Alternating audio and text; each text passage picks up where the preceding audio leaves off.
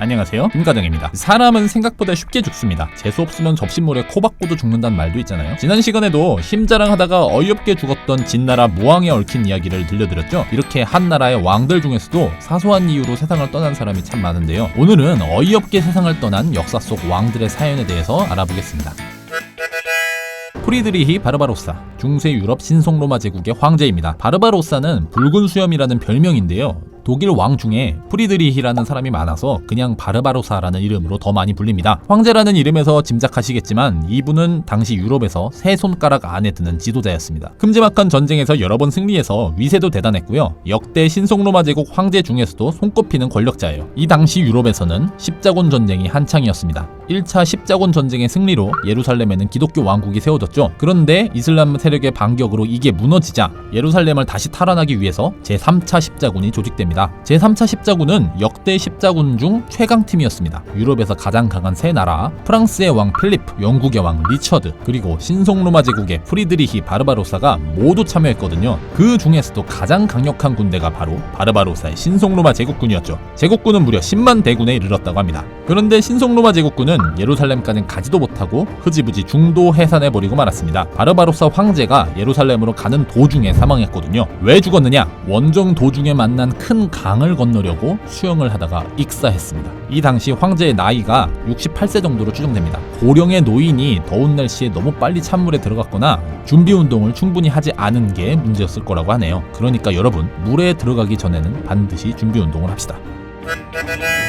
신의 채찍 아틸라. 아틸라는 5세기 중반 훈족을 이끌던 훈족의 왕입니다. 훈족은 중앙아시아에 뿌리를 둔 유목민인데 말을 기가 막히게 타고 활도 기가 막히게 쏘는 데다가 말도 못하게 잔인해서 그야말로 공포의 대상이었죠. 아틸라의 훈족은 침략하는 도시들을 철저히 파괴하고 약탈했는데 이 때문에 아틸라는 신의 채찍이라는 별명을 얻습니다. 신께서 타락한 로마인들을 벌하기 위해서 아틸라를 보냈다는 거죠. 이렇게 기세등등하던 아틸라는 어떻게 죽었느냐? 453년 즉위 20년 차였던 아틸라는 헝가리에서 일디코라는 새 신부를 얻습니다. 이제야 결혼을 한 게 아니라 원래 부인이 여럿이었다고 해요. 그리고 새 신부와 첫날 밤을 보낸 뒤 다음날 아침 피투성이가 된 시체로 신부와 함께 발견되었죠. 다른 상처는 없이 피만 많이 흘렸다고 하고요. 그래서 보통 신부가 암살했다는 의견보다는 갑작스러운 뇌출혈로 인해서 피를 많이 흘리는 바람에 질식해서 죽었을 거라고 합니다. 첫날 밤을 보내다가 갑자기 왜 뇌출혈을 일으키는지는 상상에 맡깁니다. 여하튼 아틸라가 죽은 뒤 훈족은 여러 게르만 부족의 반란과 내분이 겹치면서 역사 속으로 사라지고 말았습니다.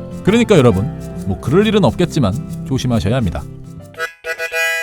16세기 인도를 지배했던 무굴 제국, 후마윤은 인도 무굴 제국의 두 번째 황제입니다. 그러니까 후마윤의 아버지가 무굴 제국을 세운 첫 번째 황제 바부르인데요. 바부르는 원래 인도 사람이 아닙니다. 오늘날의 아프가니스탄 부근, 중앙아시아 출신이었죠. 바부르는 1526년 무렵부터 인도를 침략해서 약 3년에 걸친 전쟁 끝에 오늘날의 인도 북부 일대를 점령하는데요. 근데 나라가 채 안정되기도 전에 세상을 떠납니다. 그리고 아들인 후마윤이 1530년에 다음 황제가 되죠. 그러니까 후마윤이 2대 황제라고는 하지만 무굴 제국 자체가 이제 막 생겨난 나라였습니다. 영토도 북인도 일부에 불과했고 그나마도 완전히 다스린다고 할 수가 없었습니다. 후마윤은 즉위한 직후부터 반란에 시달렸고요. 결국 1540년 인도에서 쫓겨나서 이웃나라 페르시아에서 기약 없는 망명 생활을 하게 되었죠. 그리고 약 15년에 걸친 망명 생활 끝에 페르시아 황제의 도움을 얻어서 가까스로 인도를 재정복하고 두 번째로 즉위합니다. 15년 만에 돌아온 황제라니 이거 거의 드라마 아닙니까? 그런데 화려하게 돌아온 후마윤은 약 1년 만에 왕실 도서관 계단에서 발을 헛디디는 바람에 추락해서 죽습니다. 왕위에 있었던 게 도합 11년, 망명했던 시절은 15년이니까 왕위에 있던 시절보다 쫓겨나서 망명하고 있던 시절이 훨씬 긴 셈이죠. 그러니까 여러분, 계단에서는 항상 난간을 잡읍시다. 여담으로 후마윤의 뒤를 이어서 그 아들이 13살의 나이로 황제가 되는데요. 이분이 무굴 제국 최고의 황제로 불리는 아크바르 대제입니다. 아들이 잘 나갔던 덕에 후마윤의 무덤은 기깔나게 잘 지어져 있습니다. 인도의 델리에 가면 볼 수가 있는데요. 타지마할과 함께 무굴 제국을 대표하는 건축물이라고 하네요. 지금까지 김과장의 짧은 역사였습니다.